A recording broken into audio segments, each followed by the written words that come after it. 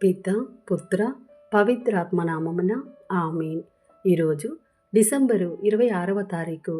మత్తయి సువార్త 10వ అధ్యాయము 17వ వచనము నుండి 22వ వచనం వరకు. మనుషులను గూర్చి జాగ్రత్త పడుడు, వారు మిమ్ము న్యాయస్థానములకు అప్పగించి ప్రార్థనా మందిరములలో కొరడాలతో కొట్టించెదరు. వారిని మెలకువతో గమనించి ఉండుడు. మీరు రాష్ట్ర పాలకుల చెంతకును రాజుల చెంతకును కొనిపోబడి నా నిమిత్తము అచట వారి ఎదుటను అన్యుల ఎదుటను సాక్ష్యమొసగుదురు.